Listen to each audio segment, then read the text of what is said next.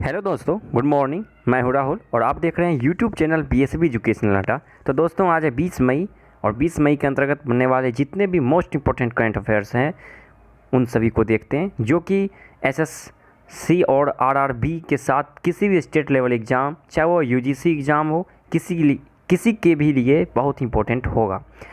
चलिए, तो आज का क्वेश्चन देखते हैं। पहला क्वेश्चन क्या है?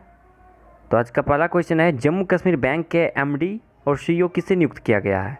मतलब मैनेजिंग डायरेक्टर किसे नियुक्त किया गया है? तो हाल ही में ये जो नियुक्ति किया गया है, ये जुबैर इकबाल को यहाँ पे नियुक्त किया गया है। जुबैर इकबाल ये पहले एचडीएफसी के सीनियर वाइस प्रेसिडेंट रह चुके हैं और इन्हें इस पद पे 3 साल के लिए नियुक्त किया गया है। चलिए बात करते हैं कि जम्मू एंड कश्मीर बैंक की बात आई है। तो जम्मू एंड कश्मीर बैंक, इसकी जो स्थापना हुई थी तो 10 अक्टूबर 1938 को, लेकिन ये जो चालू किया अपना कारोबार, ये 4 जुलाई 1939 में चालू किया। देखिए, ये जो जम्मू एंड कश्मीर बैंक है, इसका जो हेड क्वार्टर है वो श्रीनगर में। कहाँ है? श्रीनगर। धरती का स्वर्ग बोला जाता है श्रीनगर को। ठीक, चलिए बात करते हैं अदर ऑप्शन की। तो प्रशांत कुमार को आरबीआई के द्वारा जो है यस बैंक के प्रशासक के रूप में चुना गया है। और यस बैंक, जिसे हाल में दिवालिया घोषित कर दिया गया था, यस बैंक के जो फाउंडर थे वो राणा कपूर और अशोक कपूर हैं, जिसने 2004 में इसकी स्थापना की थी। रजनीश कुमार एसबीआई के अध्यक्ष हैं। आदित्य पुरी ये एमडी एंड सीईओ, जैसे इस बैंक के एमडी हैं वैसे प्रकार से एचडीएफसी बैंक के एमडी सीईओ आदित्य पुरी हैं। चलिए नेक्स्ट क्वेश्चन देखते हैं। हाल ही में अंतर्राष्ट्रीय संग्रहालय दिवस कब मनाया गया है? तो हाल ही में अंतर्राष्ट्रीय संग्रहालय दिवस, म्यूजियम डे जो मनाया गया वो 18 मई को मनाया गया है। हाल ही में अंतर्राष्ट्रीय संग्रहालय दिवस इस मनाया गया है। ये दिन हर साल समाज में संग्रहालय, संस्कृति आदान प्रदान, संस्कृतियों के संवर्धन और लोगों के बीच जो आपसी समझ के महत्वपूर्ण तत्व के बारे में जागरूकता बढ़ाने के लिए इसे मनाया जाता है। ये अंतर्राष्ट्रीय संग्रहालय दिवस 18 मई को मनाया गया है, याद रखिएगा। इसकी जो थीम थी इस बार की, वह थी museum for equality, diversity and inclusion. क्या था? म्यूजियम फॉर इक्वलिटी, क्योंकि ये क्वेश्चन के दृष्टि से बहुत ही मोस्ट इंपॉर्टेंट होता है कि जब कोई डे बनता है तो उसकी जो थीम होती है, उसके जो विषय होता है, उसे पूछ लिया जाता है। तो इसकी थीम थी museum for equality, diversity and inclusion. अंतर्राष्ट्रीय संग्रहालय परिषद की बात कर लेते हैं, क्योंकि अंतर्राष्ट्रीय संग्रहालय की बात हुई है तो एक अंतर्राष्ट्रीय यानी इंटरनेशनल म्यूजियम और परिषद है, कमिटी है, आईएमसी, इंटरनेशनल म्यूजियम कमेटी, अंतर्राष्ट्रीय संग्रहालय परिषद। और इसके जो वर्तमान अध्यक्ष हैं वो हैं सुए अकौशी।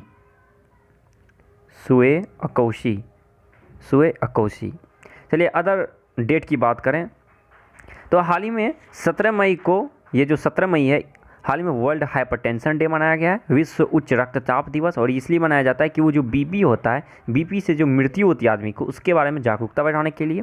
और किसी भी बीमारी पे जो हम दिवस मनाते हैं वह स्पेशली लोगों के बीच, देश दुनिया में जागरूकता बढ़ाने के लिए मनाते हैं, उसके बारे में बताने के लिए मनाते हैं। और 17 मई को एक और दिवस मनाया गया है, विश्व दूरसंचार और सामाजिक सूचना दिवस, जिसको हम इंग्लिश में बोलेंगे तो world telecommunication and information society day. चलिए 15 मई को जो मनाया गया हाल ही में, वर्ल्ड फैमिली डे, अंतर्राष्ट्रीय फैमिली दिवस। और 12 मई को मनाया गया क्या? तो 12 मई को मनाया गया है अंतर्राष्ट्रीय नर्स दिवस। फ्लोरेंस नाइटिंगेल जो थी, ब्रिटेन में उनका जन्म हुआ था और आधुनिक नर्सिंग के भी जनक उन्हीं को कहा जाता है, जिसे दूसरे नाम से भी जानते हैं लेडी विद द लैम्प। उन्हीं के जयंती पर 12 मई को मनाया जाता है। चलिए नेक्स्ट क्वेश्चन की बात करते हैं। हाल ही में NRAI, क्या है? NRAI इनके तकनीकी प्लेटफॉर्म को तैयार करने के लिए किसके साथ हाथ मिलाया है? तो ये डॉट पे के साथ हाथ मिलाया है। देखिए, NRI का जो फुल फॉर्म होता है वो होता है national restaurant association of India, national restaurant association of India.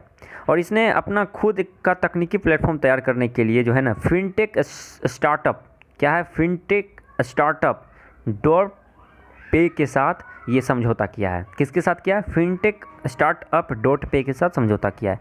देखिए, यह प्लेटफॉर्म जो है NRAI को डिजिटल ऑर्डरिंग, जैसे हम ऑर्डर करते हैं तो कैसे मोबाइल से ऑनलाइन ऑर्डर करते हैं, कैश ऑन डिलीवरी करते हैं, पेमेंट ऑनलाइन करते हैं, तो वो जो डिजिटल ऑर्डरिंग है, ये बिल के जो सेटलमेंट्स हैं और कंटैक्टलेस डाइनिंग के लिए ऑनलाइन पेमेंट करने में सक्षम बनाएगा। ये जो प्लेटफॉर्म इसने डॉट पे के साथ तैयार किया है। मतलब कि डॉट पे NRAI को तकनीकी समाधान उपलब्ध करवाएगा। चलिए बात करते हैं, समझ लिए कि NRI जो किया है, ये जो प्लेटफॉर्म को लॉन्च किया है, क्यों किया है? तो प्लेटफॉर्म लॉन्च करने का एक ही है कि डिजिटल माध्यम को बढ़ावा देना। तो चलिए NRI की बात करते हैं। तो national restaurant association of India, जो इसके अध्यक्ष हैं, वर्तमान अध्यक्ष ये हैं रियाज अमलानी। स्थापना इसकी हुई थी 1982 में और इसका जो मुख्यालय है वो दिल्ली में है। कहाँ है? दिल्ली में है। चलिए डॉट पे की बात करते हैं, जिसके साथ इसने हाथ मिलाया। तो डॉट पे का मुख्यालय हरियाणा के भी कहाँ? गुड़गांव में है। और इसकी जो स्थापना हुई थी, किसने की थी? तो शैलाज नाज। मोस्ट इम्पोर्टेंट, डॉट पे क्या है? तो ये है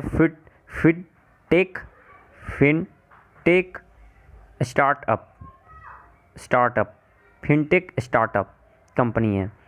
चलिए अदर ऑप्शन की अगर बात करें तो हाल ही में NIV, national institute of virology, यहीं पे कोरोना वायरस के वैक्सीन को तैयार करने के लिए जो है ICMR यानी कि Indian council of medical research ने भारत बायोटेक के साथ समझौता किया है और यहीं पे इस वैक्सीन का निर्माण किया जा रहा है, जो कि पुणे में, और इसका निर्माण इसकी स्थापना जो हुई थी इस इंस्टीट्यूट की 1952 में हुई थी।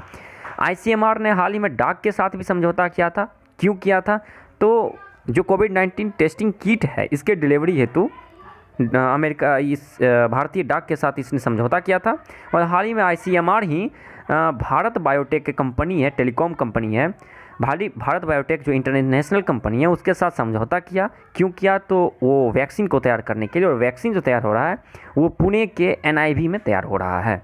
ठीक। और ICR क्या है? तो ये है international council of nurse, sorry यहाँ गलती हो गया, ICN होता, इंटरनेशनल काउंसिल ऑफ नर्स।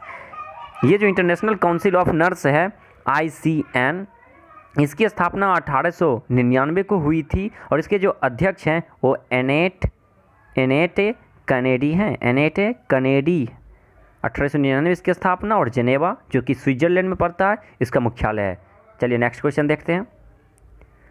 तो नेक्स्ट क्वेश्चन देखते हैं, तो चौथा नंबर का क्वेश्चन है, हाल ही में इजराइल के प्रधानमंत्री कौन बने हैं? तो हाल ही में इजराइल के प्रधानमंत्री 5वें बार बेंजामिन नेतन्याहू को चुना गया है। इन्होंने जो प्रधानमंत्री पद लिया है, इजराइल राष्ट्रपति रेवेन रिवलिन, इजराइल के राष्ट्रपति कौन है? रेवेन रिवलिन। इन्होंने अपनी सरकार बनाने के लिए उन्हें आधिकारिक रूप से, नेतन्याहू को आधिकारिक रूप से 2 सप्ताह का जनादेश दिया था, जिसके बाद नेतन्याहू ने 17 मई 2020 को अपनी गठबंधन सरकार बनाने की घोषणा कर दी और वो इस तरह से 5वीं बार इजराइल के प्रधानमंत्री नियुक्त किए गए हैं। इनके अपोजिशन में कौन थे? तो बेनी गेंटेज थे, बेनी गेंटेज। इनके जो विपक्ष थे खड़ा, वो बेनी गेंटेज थे। इजराइल की मुद्रा की बात करें तो इजराइल की मुद्रा क्या? Israel shekel. ठीक। और रेवेन रिवलिन कौन है? रेवेन रिवलिन कौन है? तो इजराइल के राष्ट्रपति यानी प्रेसिडेंट हैं। और बेंजामिन नेतन्याहू ये 5वें बार के चुने गए प्रधानमंत्री हैं। चलिए बात करते हैं यहाँ की मुद्रा की। तो इजराइल शेकेल यहाँ की मुद्रा है और यरूशलेम यहाँ की राजधानी है। और बात करें इजराइल दुनिया की सबसे पवित्र भूमि, अगर क्वेश्चन आता है, एक उपनाम से क्वेश्चन आता है कि संसार का सबसे पवित्र भूमि, तो फिलिस्तीन भी है और इजराइल भी है। इजराइल का जेरूशलेम पवित्र भूमि के नाम से जाना जाता है। चलिए नेक्स्ट क्वेश्चन। और इजराइल में ईसाई है, यहूदी है और मुस्लिम है। चलिए नेक्स्ट क्वेश्चन। हाल ही में किसके द्वारा DTIS को मंजूरी दी गई है? DTIS को हाल ही में किसके द्वारा मंजूरी दी गई है? तो DTIS को पहले समझते क्या है। तो इसका मतलब होता है डिफेंस टेस्टिंग इंफ्रास्ट्रक्चर स्कीम, और इसे हाल ही में इस स्कीम को किसने मंजूरी दी है? तो हमारे रक्षा मंत्री राजनाथ सिंह ने, जो कि हमारे वर्तमान रक्षा मंत्री हैं, डिफेंस मिनिस्टर हैं, रक्षा मंत्री हैं। इन्होंने जो डिफेंस टेस्टिंग इंफ्रास्ट्रक्चर और स्कीम को रक्षा मंत्रालय जो राजनाथ सिंह के पास है, उन्होंने इनकी मंजूरी दी है। यह घोषणा जो हुआ है, इस घोषणा में जो योजना तैयार किया गया वो लगभग 400 करोड़ रुपए की होगी। निजी क्षेत्र की रक्षा और एरोस्पेस कंपनियों को सस्ती सुविधाओं का परीक्षण करवाने के लिए और उनके साथ साथ डिजाइन किए गए हथियार को मान्य करने की पेशकश करने के लिए इस योजना को मंजूरी दी गई है। चलिए इस योजना के बारे में तो जान ली। और DTIS क्या है? तो ये भी जान लिए डिफेंस टेस्टिंग इंफ्रास्ट्रक्चर स्कीम। बात करते हैं राजनाथ सिंह, तो इनका जो निर्वाचन क्षेत्र है वो लखनऊ उत्तर प्रदेश में पड़ता है, जो कि गोमती नदी के किनारे बसा है। और लखनऊ के ही चारबाग रेलवे स्टेशन में भारत का पहला हेल्थ ATM है। हेल्थ ATM तो समझ लेते हैं, तो वहाँ 50 से 100 रुपये तक में हम 16 स्वास्थ्य चेक करवा सकते हैं, 16 स्वास्थ्य जानकारी ले सकते हैं सिर्फ 10 मिनट में। इसी को हेल्थ ATM बोलते हैं, जो कि पहला हेल्थ ATM लखनऊ के चारबाग रेलवे स्टेशन पे ही लगा है। चलिए बात करते हैं कि राजनाथ सिंह जो हैं ये हाल ही में क्या क्या किए हैं। तो ये ICG यानी इंडियन कोस्ट गार्ड, जिसकी स्थापना 1984 मुख्यालय दिल्ली में है। ICG के हाल ही में एक पोत सचेत के साथ साथ 2 नौका यानी C-450 और C-451 का जलार्पण किया है, यानी कमीशन किया है गोवा में डिजिटल माध्यम के जरिए, जिससे कि प्रोटोकॉल ना टूटे सोशल डिस्टेंसिंग का। चलिए नेक्स्ट क्वेश्चन। अच्छा, नेक्स्ट क्वेश्चन जाने से पहले देख लेते हैं कुछ ऑप्शन को, जानकारी बनी रहेगी इससे। निर्मला सीतारमण ये हमारे कौन है, फिनांस मिनिस्टर यानी कि वित्त मंत्री हैं। नरेंद्र मोदी हमारे प्रधानमंत्री हैं, प्रधानमंत्री के साथ साथ कार्मिक मंत्रालय के भी मंत्री हैं, और साथ ही साथ ये कार्मिक मंत्रालय, अंतरिक्ष एजेंसी मंत्रालय और एटॉमिक एनर्जी मंत्रालय भी इन्हीं के पास है। जयशंकर ये हमारे विदेश मंत्री हैं। चलिए नेक्स्ट क्वेश्चन। हाल ही में हुसैन कंजुपोर अर्दबिली का निधन हो गया, वह किस देश से संबंधित थे। तो ये ईरान के थे। तो बता दें कि ओपेक में ईरान के प्रतिनिधि हुसैन कंजुपोर अर्दबिली का निधन हो गया। इन्होंने लगभग 20 वर्षों तक ईरान के तरफ से ईरान के प्रतिनिधि के रूप में ओपेक में काम किया। 1995 से लेके 2008 तक इस पद पर रहे, और उसके बाद 2013 से इन्होंने प्रतिनिधि के रूप में ओपेक में ईरान की तरफ से काम किया। ईरान की बात आई है तो ईरान के राष्ट्रपति कौन है। तो हाल ही में ईरान के जो राष्ट्रपति बने वो हसन रूहानी है। ईरान के राष्ट्रपति कौन है, हसन रूहानी हैं। अच्छा, बात करते हैं ईरान, ये मुख्य रूप से ओपेक की कंट्री है। ईरान ओपेक है क्या, सबसे पहले जानते हैं। OPEC ओपेक है क्या। इसका फुल फॉर्म होता है organisation of the petroleum exporting countries. इसका मतलब है कि दुनिया में वैसे देश जहाँ से तेल उत्पादन होता है वैसे देशों का संगठन ओपेक कहलाता है, इसलिए तो है organisation of the petroleum exporting country. दुनिया के सभी तेल उत्पादित देश, निर्यातक देश के संगठन को ओपेक कहते हैं, जिसकी स्थापना 10 से 14 सितंबर के बीच में हुई थी 1960 में, और 5 साल तक इसकी जो पहला हेडक्वार्टर था वो जिनेवा स्विट्ज़रलैंड में था। लेकिन 65 में सितंबर के 65 में ये कहाँ चला गया, ऑस्ट्रिया के वियना में इसका हेडक्वार्टर चला गया। इजराइल की बात करें तो इजराइल के हाल ही में कौन नियुक्त किए गए हैं प्रधानमंत्री, तो बेंजामिन नेतन्याहू। और इजराइल के राष्ट्रपति कौन है, तो रेवेन रिवलिन है। और इजराइल और अमेरिका इजराइल और अमेरिका यूनेस्को संस्था को छोड़ने वाला ये देश बना है। 2019 में इसने इससे सदस्यता खो दी है, छोड़ दिया है। चलिए नेक्स्ट बात करते हैं, दक्षिणी कोरिया की बात करते हैं। तो सैमसंग इसी की कंपनी है, और सैमसंग जो है भारत में विश्व का सबसे बड़ा मोबाइल कारखाना स्थापित किया है नोएडा सेक्टर 81 में, विश्व का सबसे बड़ा मोबाइल कारखाना। चलिए नेक्स्ट क्वेश्चन देखते हैं। हाल ही में विश्व दूरसंचार एवं सामाजिक सूचना दिवस कब मनाया गया है। तो हाल ही में इसे 17 मई को सेलिब्रेट किया गया है। हर साल 17 मई को विश्व स्तर पर वर्ल्ड टेलीकम्युनिकेशन और इंफॉर्मेशन सोसाइटी डे जो मनाया जाता है, यानी कि विश्व दूर संचार और सामाजिक सूचना दिवस। इसका उद्देश्य उन संभावनाओं को तलाशने के बारे में जागरूकता बढ़ाने में मदद करना है जो इंटरनेट और अन्य सूचना और संचार प्रौद्योगिकी के इस्तेमाल से समाज और अर्थव्यवस्था को आगे ले जा सकते हैं। जब बात करते हैं ITU यानी कि टेलीकम्युनिकेशन की बात आई है, दूरसंचार की बात आई है, तो इंटरनेशनल टेलीकम्युनिकेशन यूनियन ये संस्था है वर्ल्ड में जो कि दूरसंचार को नियंत्रित करता है। तो ITU इसकी जो स्थापना हुई थी वो हुई थी 17 मई 1865 को, और इसके हेड कौन है, तो होलिन, ITU के हेड होलिन झाओ हैं, होलिन झाओ। अच्छा, इसके हेडक्वार्टर कहाँ है, तो जिनेवा में है। और इसी 17 मई को जिस दिन विश्व दूरसंचार और सामाजिक सूचना डे मनाया गया, उसी दिन को वर्ल्ड हाइपरटेंशन डे भी विश्व भर में मनाया गया। 12 मई को क्या मनाया गया? तो 12 मई को वर्ल्ड नर्स डे मनाया गया, अंतर्राष्ट्रीय नर्स डे। और 11 मई को नेशनल टेक्निकल डे भारत में मनाया गया। और 18 मई को हाल ही में अभी बताए हैं कि 18 मई को जो सेलिब्रेट किया गया है वो क्या किया गया है सेलिब्रेट? तो अंतर्राष्ट्रीय संग्रहालय यानी इंटरनेशनल म्यूजियम डे को। चलिए नेक्स्ट क्वेश्चन देखते हैं। 8वां क्वेश्चन, हाल ही में जापान के सॉफ्ट बैंक ग्रुप कॉरपोरेशन से बोर्ड से इस्तीफा किसने दिया है? तो हाल ही में ये दिया है,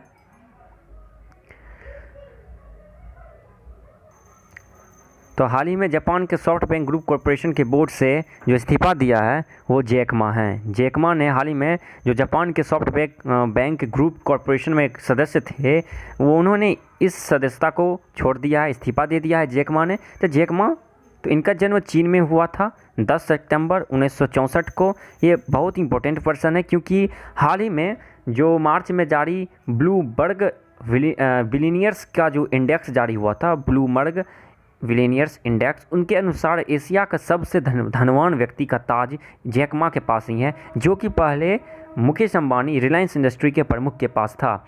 क्योंकि इनकी जो संपत्ति है, वर्तमान संपत्ति 45.7 अरब डॉलर है, जो कि